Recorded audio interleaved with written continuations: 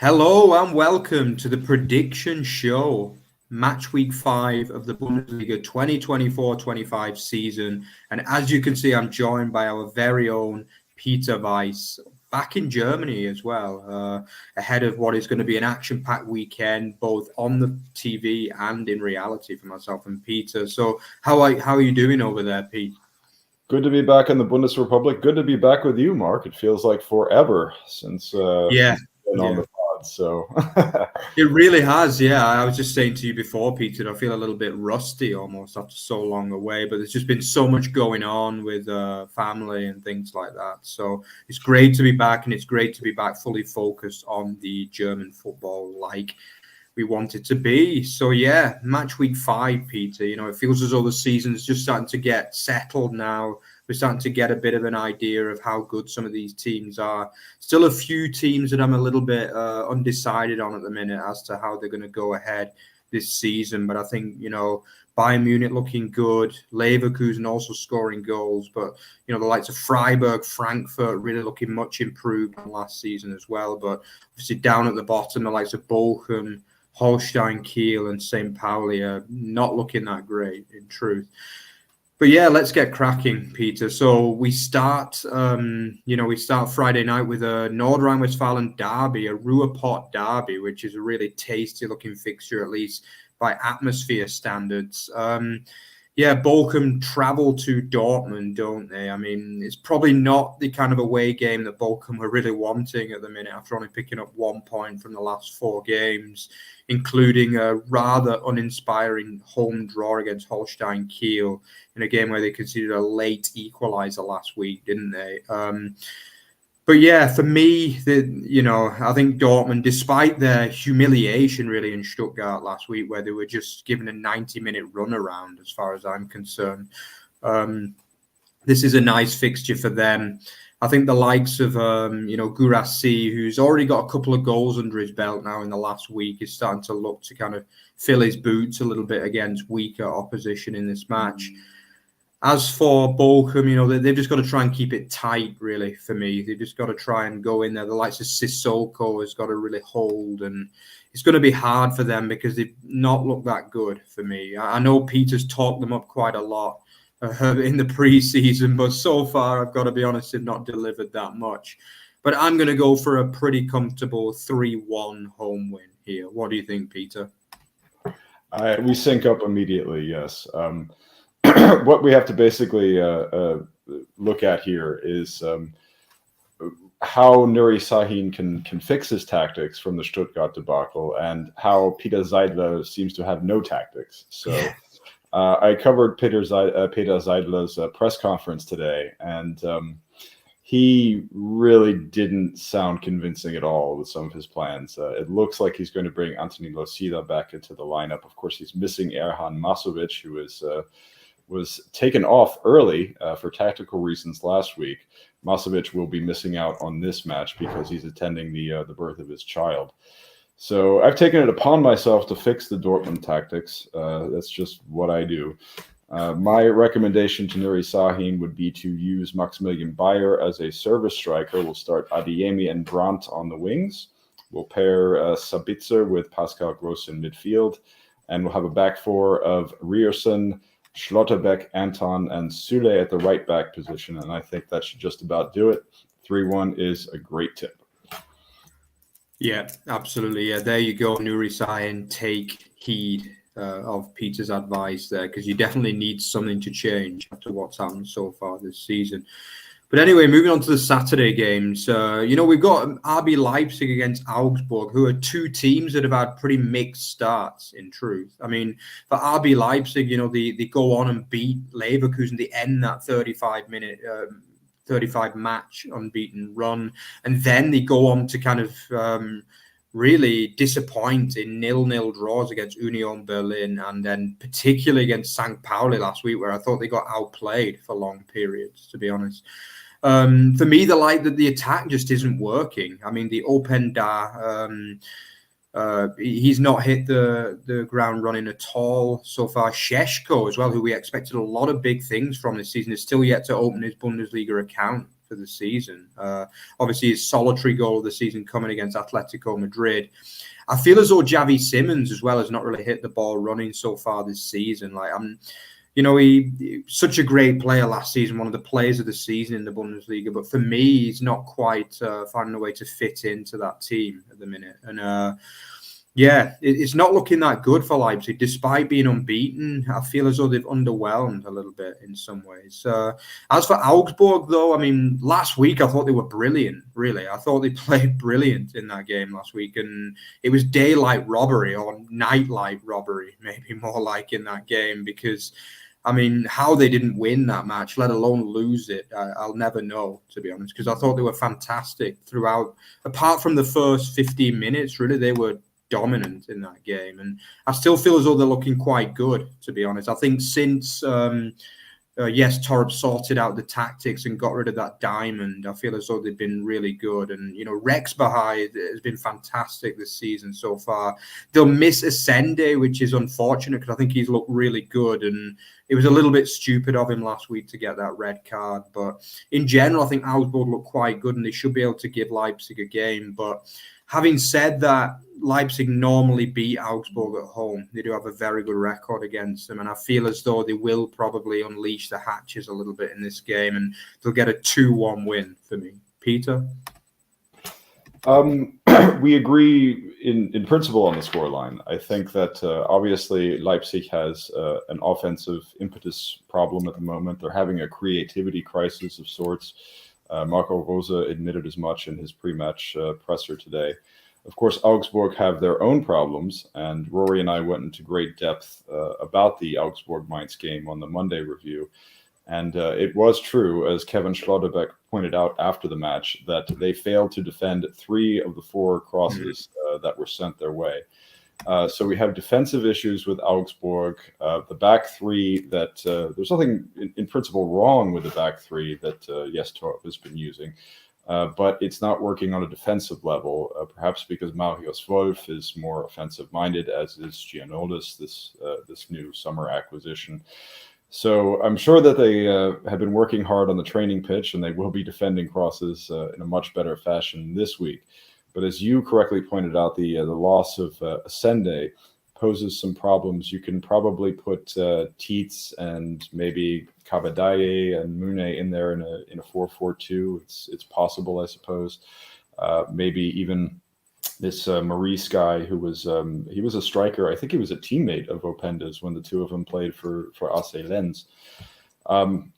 Torp has the responsibility to change his system once again and put something fresh together. And I think that Leipzig should just be able to edge it out with a 1-0 victory. So we're both going for a narrow victory for Leipzig, but it should be a victory for the German Red Bulls. Yeah, they have to, really. Otherwise, they're going to start losing ground a little bit on the top teams. So, moving on to the next game. And it's another game where the home team is going to start pretty strong favourites in this one between SC Freiburg and St Pauli. Yeah, I mean, what can you say about both of these teams? I mean, Freiburg have been an absolute breath of fresh air, really, for me. I feel as though I actually tipped them to struggle. I really didn't have high hopes for them. I thought the way that it ended under Christian Streich was very underwhelming. The midfield was looking stale, particularly with Höfler. But they've come out this season, and, the likes of Osterhager has really expressed himself in that midfield. Grifo looks fully motivated again after a pretty underwhelming season last year, really, by his standards.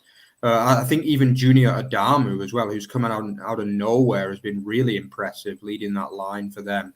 They've been absolutely superb so far for me, Freiburg. And St. Pauli, they've done bits, but they just don't score goals. That's the issue with them. I mean, if you watch that first half last week against Leipzig, they just dominated the game, basically, but they just couldn't score, which was reminiscent of that game against Heidenheim in the opening game of the season, where they created but couldn't score.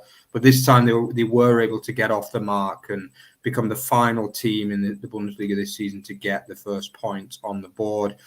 I do like Jackson Irvine. I think he's a really capable player. Connor Metcalf as well. The Australian duo have impressed me.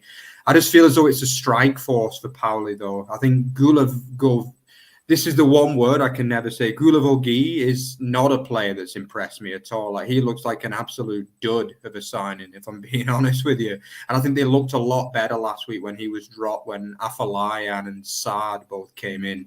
And I think that'll be the way that they go again for this game. But for me, it's Freiburg's to lose, ultimately. I just feel as though they're a very strong team at the Europa Park, and they should be able to claim a 4th win out of 5 this season. I'm going to go for a 2-0 home win here. Peter?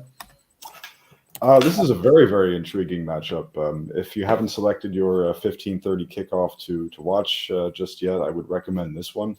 Because, as you mentioned, Freiburg are off to a very exciting start this year. We didn't exactly expect it.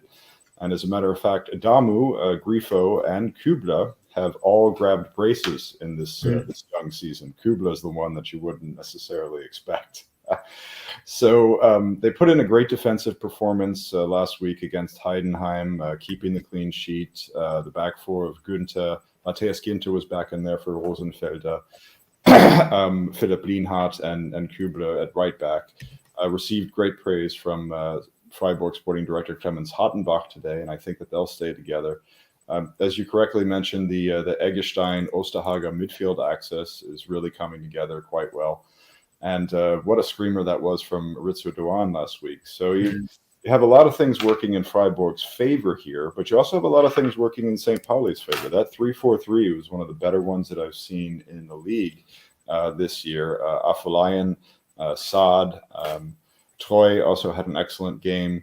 So, and as a matter of fact, let's not forget Johannes Eggestein, Maximilian Eggestein's brother. It's a battle of the Eggestein brothers. Not exactly the same caliber as the Schlotterbeck brothers, but I think that it's a good game regardless. I'm going to go for a 2-2 draw here. I think we're going to have a shootout. I think it's going to be fun, and I encourage everybody to give it a look. That would be my vote for the 15:30 if anyone's having some difficulty deciding. Yeah, good tip. Yeah. So let's move on to Wolfsburg, Stuttgart. So go on, I'll let you start with this one, Peter. Well, first and foremost, Rory and I caught some flack in the YouTube comment section for not giving Wolfsburg enough credit. I'd like to point out that I have enjoyed my time going to the Volkswagen Arena and the Wolfsburg Ultras. They're a great group. They have a great sense of humor. And I was all about Wolfsburg back in the Oliver Glasner days. The problem with Wolfsburg is we've had a succession of horrible head coaches, from Mark van Bommel to the horrible Florian Kohfeldt, who somehow keeps getting work, to of course Niko Kovac, who is we've just his tactics, what a mess. He probably never should have been a top tier trainer in the first place. Just severely overrated after that Frankfurt Pokal win. But in any case, so I have a little bit of a surprising tip here as well. And I went ahead and took the liberty of maybe trying to help Ralf Hasenhüttl out with his tactics.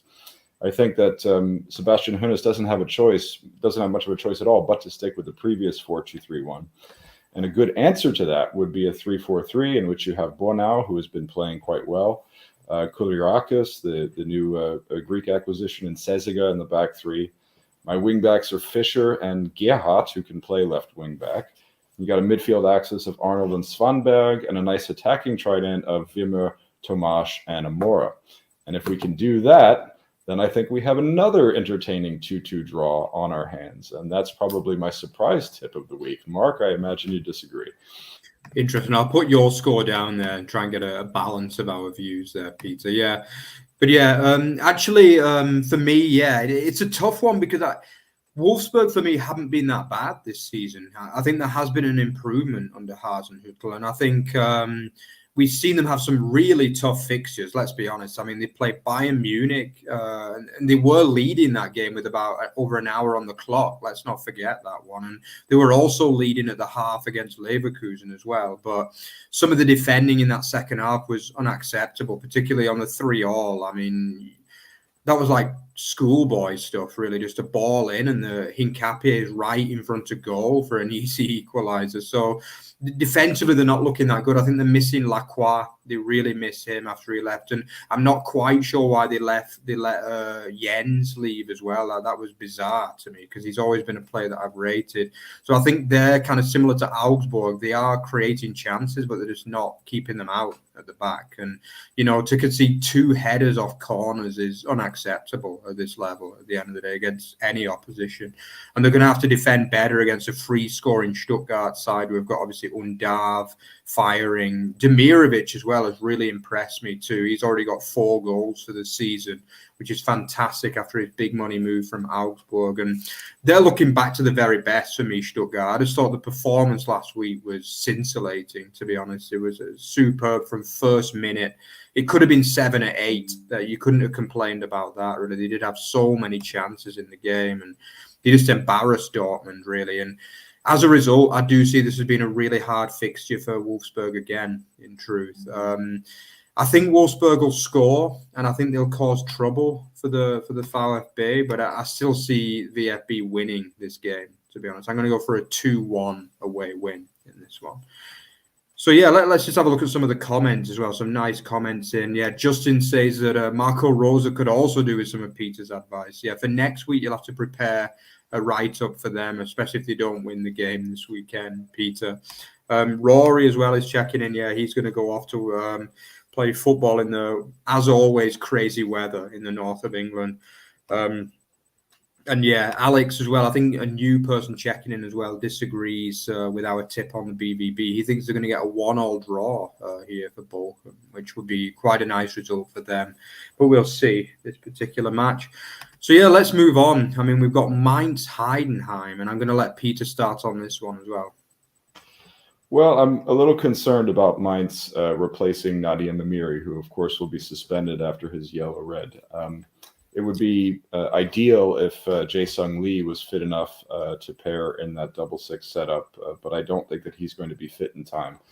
So Ayman Barkok came in for Amiri and actually did a very good job against Augsburg last week, but it is still Ayman Barkok we're talking about here, so I don't know if that's necessarily the best solution to the problem. Yeah, I tried to work it a little bit there, and I think that we have this Heidenheim fairy tale, which you, myself, and Rory, when we were doing our Match Day 2 review, we predicted that this was not going to be sustainable. Frank Schmidt's Heidenheim. They need to shore up defensively. They've defended poorly, very, very poorly, for 2 consecutive matches against Dortmund. And, of course, last week against Freiburg. I'm thinking you might see a starting 11 debut for Niklas Dorsch, the former Augsburg player who has been returned to Heidenheim. And I like the idea that Dorsch could probably stabilize the defensive ranks, maybe with Maloney dropping back a little bit further. So Mainz, let's not beat around the bush here. I mean, they're an exciting team. They have an exciting coach, but they haven't really gelled at the highest level just yet. They're looking good on the score sheet. Our boy, Armindo Sieb, got his first Bundesliga goal last week. Burkhardt, my boy, the guy that I was always convinced was going to come back, recorded a brace, but they lost out to Augsburg in every last statistical category. So I'm thinking probably a 1-1 draw in this case. That'll be the 3rd consecutive draw that I've tipped. Mark, what do you think? Yeah, this was a hard one, to be honest. Yeah, it was, because I agree that this is a really exciting Mainz roster. I mean, I can't ever remember Mainz having a better roster than what they've got right now, to be honest. I think it's a top half roster, in truth. I think that they've got quality all over the pitch. Even in net, obviously, with Zentner saving them with 2 brilliant saves, particularly that last one from Meunier as well, which preserved them their first win last weekend. But I agree. I'm a little bit. It's been a weird start to the season from Mainz, to be honest, because I feel as though they were outplayed last week and won. But I also watched the game against Werder the week before, and they were battering Werder in that second half, and nobody knows how they lost that game after Werder went down to 10. So it's been a bizarre start, really, for them. in many ways on the score sheet. But as you say, they are scoring. Johnny Burkhardt is proving himself as a natural goal scorer as well. His 2 goals last week were strikers finishes, which is very, very promising for him and also for Germany as well, because he is a player that could potentially filter into the Germany national team in the next couple of years, I feel, from what I've seen since he came back in the team. As you say, Amiri is going to be a massive loss because he is such a good player, really, and he's just absolutely excelling in this Mainz team. And he seems to be the kind of guy that's like, he likes to be the big fish in the small pond for me, Amiri, and he just looks outstanding in this team. Obviously, a stupid red card. He took one for the team, so to speak, last week, really. He always has that hot-headedness in him, doesn't he, Amiri, which is disappointing. He's going to miss this game. But yeah, it is hard to tip this one because Heidenheim, I mean, I had them down as a relegation fighters this season. And I still feel as though it's possible they will be down in that bottom 4 or 5, to be honest, because what I've seen of them the last couple of games has been, as you say, there's a lot of inexperience at Bundesliga level in that team. The likes of Cienci has dropped off a little bit for me. Pieringer, is he a regular number 9 at this level? I don't know. Bräunig, the highest level he's played at was the Dritte Liga before this season. So you've got a lot of players who are quite inexperienced, and we might see a lot of fluctuation in performance level from this team this year. So I could totally see why you've gone for the draw, but I'm going to go for Mainz to get a late winner in this game. I feel as though it's going to be a 2-1 home win for the Mainz to get their first home win of the season. So let's move on to the final 15:30 on Saturday, which is Gladbach Union. Again, 2 teams which it's hard to tip where they're going because Gladbach, I feel as though, have been pretty good performance-wise, or at least decent. And I think there's been an improvement on last season under Gerardo Sioane, but they've just not got the results. I mean, still only 3 points, 3 defeats again on the board for them. And they're playing an Union side, which I just don't know how to... I mean, they're so defensive nowadays. It's almost crazy, really. I mean, last week they got those 2 goals early on and then didn't create much, really, against Hoffenheim. But they are getting results. Respect to them for that under Bo Svensson. But they're not a pretty team to watch by any means nowadays, Union Berlin. I mean, if you thought the Urs Fischer days were hard to watch at times, then the Bo Svensson era is even harder so far. But as a result, this is a game that looks like a draw, if I'm being honest, because Gladbach are just struggling to get over the line in games. Despite Stöger and Kleindienst have both made really good starts, that they're not... I don't know, there's just still something missing, perhaps, with this Gladbach side. I mean, obviously, Robin Hack is not back to full fitness yet, as he admitted last week, which could be an issue. Hopefully, he's going to be a little bit further down the line for this one. But I am going to go for a 1-1 draw and Union Berlin to stay unbeaten in this one. Peter? I'm going to go for Gladbach in this one. I thought that they actually played a very, very strong match against a very, very good Eintracht Frankfurt side last week. And, they were unfortunate, I think, not to score and maybe not to nick a point off of them. When it comes to Union, and you talk about the lack of pretty football, so let's not forget that they were playing Hoffenheim last week, who were in total disarray. And they were able to score 2 goals in quick succession in the 4th minute and the 6th minute against a Hoffenheim defense, which I was remarking on the Monday review show, literally looked like headless chickens. I mean, I've not the defending on this level was completely unacceptable. The new acquisition, Hanak, Akpoguma, Drexler, it was awful. So I think there are positives to take from Union's performance, notably the fact that Tom Rota and Benedikt Hollerbach looked very, very good on that left-hand side. Nobody's going to be missing Robin Gosens at all this season. But the right-hand side, despite the fact that Zhang scored, was actually quite weak. Haber was filling in there in the wing-back position, and it could be the case that Trimmel is fit again to once again fill that slot in Bo Svensson's 3-4-3. But it's a home fixture. I think that the Gladbach and their 4-2-3-1 looks pretty good. He's probably going to move Stöger back out to the wing, and with Alassane Plea fit, Plea will slot in as 10 or either as a service striker. So I like Gladbach in this match, and I think that they can take a 2-1 victory.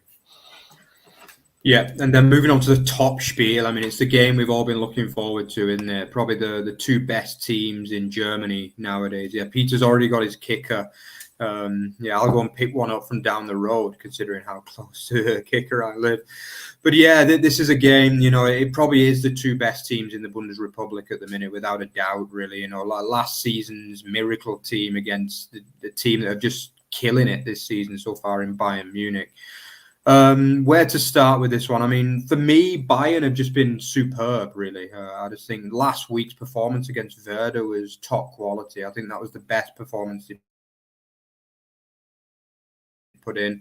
I mean, to keep Werder to, what was it? Was it zero, complete zero XG or 0.1 or something like that? It was ridiculously low, like probably the lowest I can ever remember since XG, complete zero. Yeah, I mean, that is just wow. I mean, it just proves the level of, you know, defense and work that this team is putting in. It's not just about the goals. I think Elise has been superb. He really has revitalized the team. Harry Kane is looking as dangerous as ever.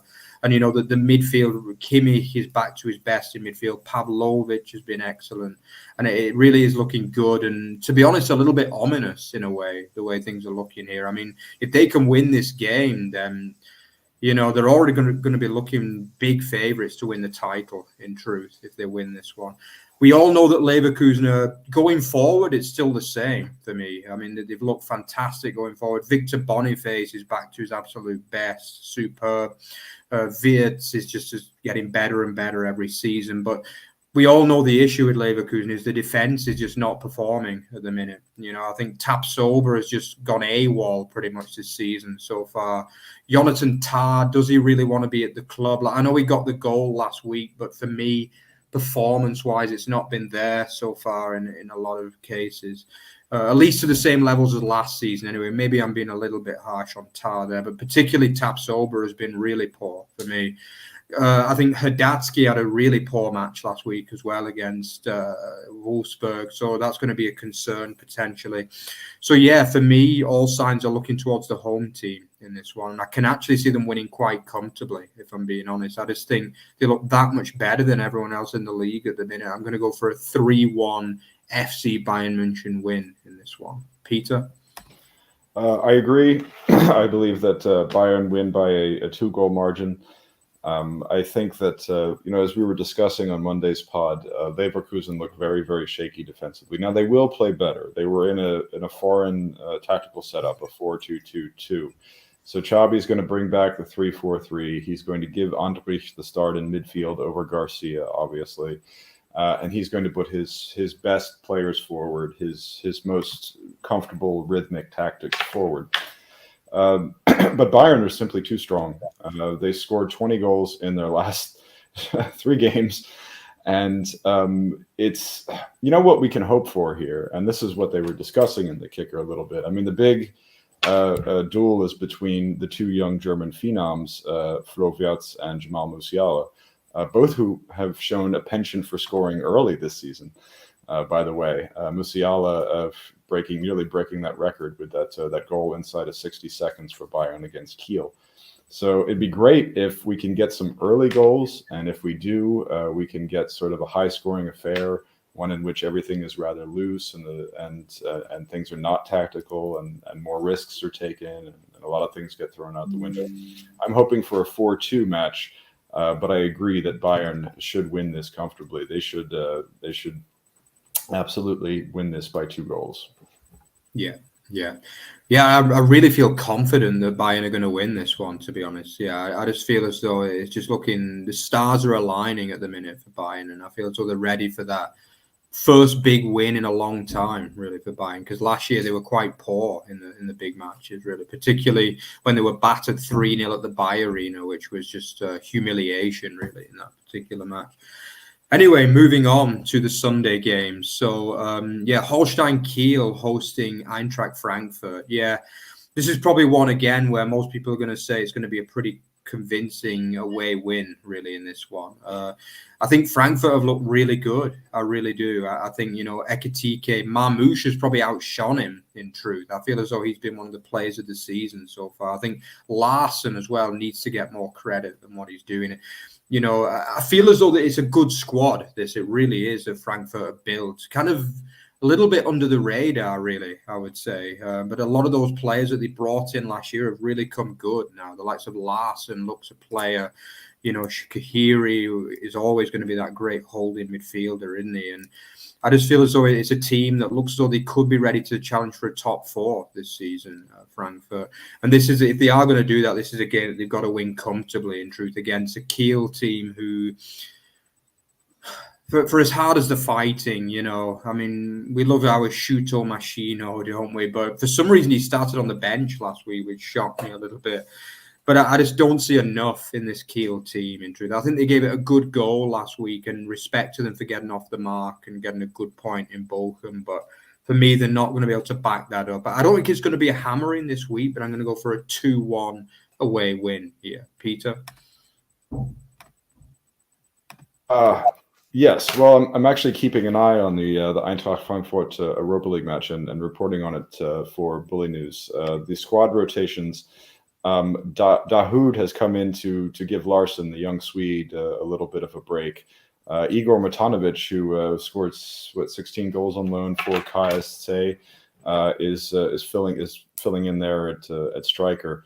Robin Koch is of course hurt, but they're fielding a back 4 anyway, with Theata moving into the central defensive position. Not much going on right now at the Deutsche Bank Park. So it's kind of hard to say. A lot does depend on how Frankfurt do in the Europa League this evening. But you are absolutely correct to point out the fact that Eintracht have really gelled this season, and they've gelled early. Much of this has to do with the fact that Omar Marmouche is in excellent form, and Ekitike has finally caught up. So this was a team that really underperformed last season, and there were calls for Dino Topmüller to be sacked after a season of sort of zany and blocky tactics. And if there is an equivalent to Topmüller in the league this season, I would say it would be Marcel Rapp, who is doing some really zany and blocky, insane tactics of his own, trying to throw anything towards the wall and see if it works. What we saw last week was actually rather interesting against Bochum. I think that he had Kalati as sort of a service striker, and Machino, look at me, I'm using a preferred pronunciation, Shuto Machino. That Machino could sort of serve that role this time around. But look, Kiel there's a reason he's throwing everything at the wall and seeing if it sticks. I mean, this is a team that looks destined almost to go straight back down again. And I think that you're right. A 2-1 away victory for Frankfurt is pretty good tip. Yeah, and then finishing off the weekend is a pretty intriguing looking match between Hoffenheim and Werder Bremen. I mean, Hoffenheim are probably the crisis club of the league at the minute, to be honest. It just seems as though nothing is going right there. Like, the fans are not happy. Pellegrino Matarazzo looks as though he's either going to walk or get fired at any time, basically. I mean, it's not looking good for him. A man who's popular with the fans, too, and probably deserves better treatment, in truth, after, for me, a good 18 months in Sinsheim.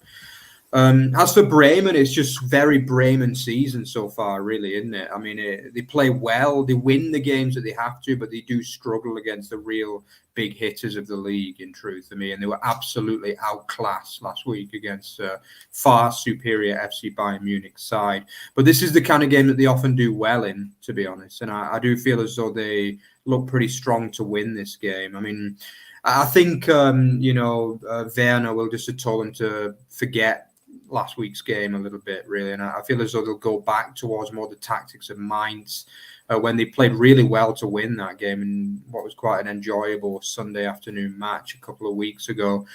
Hoffenheim, it's not working out for them at all. I mean, last night they were outplayed against Midtjylland for long periods, and they were lucky to get an equaliser through a really nice strike in the last minute, but they didn't deserve it at all, in truth. And things are looking pretty ropey for them, in truth. I mean, defensively, they're all over the place. Even going forward, really, I mean, they started off quite well with a few goals, but Kramaric has been quiet of late, and Hlojek is not... He's never really been a player that's massively impressed me, to be honest, even though he's always been rated highly, but he's never really been someone who massively impressed me. I think Bulter has had a decent start to the season. He's been one of few highlights in that team.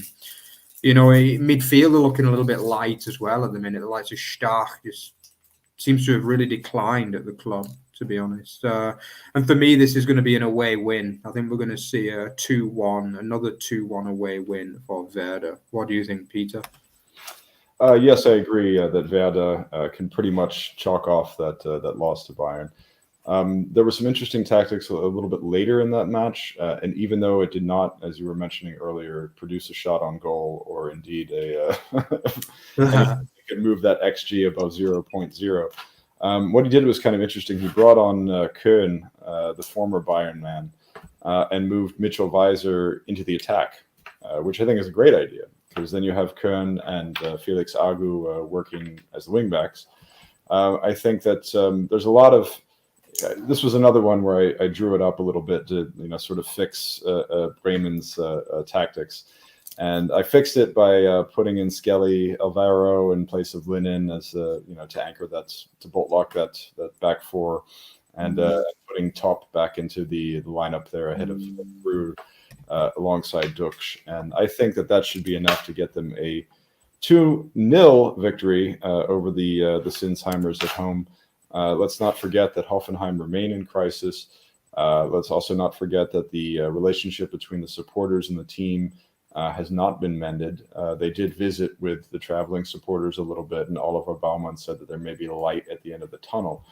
But there's going to be atmosphere boycotts, which I don't know if you can really tell the difference sometimes. It's the fans are not behind this team. Matarazzo doesn't know if his job is safe and secure. There's all sorts of things going on in this developing story as more people attempt to prove that the team is violating its promised return to 50, or the club is violating its promised return to 50+1. I say that the Hoffenheim crisis continues, and Bremen take the match and keep a clean sheet. Wow. Okay. So yeah, let's have a look at our joint table, so to speak, here. So Bayern to extend the lead really with a very convincing goal difference as well, of +15 if our results come in, with Freiburg and Frankfurt actually propping up Bayern in second and third. Yeah, Leipzig completing the top four, with Dortmund and Leverkusen potentially as low as sixth through 5 match days. Then looking down at the bottom, it's much as you are really with those 3 beleaguered sides, really, Kiel, Pauli and Bochum, with Hoffenheim probably the other team at the minute that you're looking at potentially going down, really, unless things can get better, in fourth from bottom. So yeah, there you go.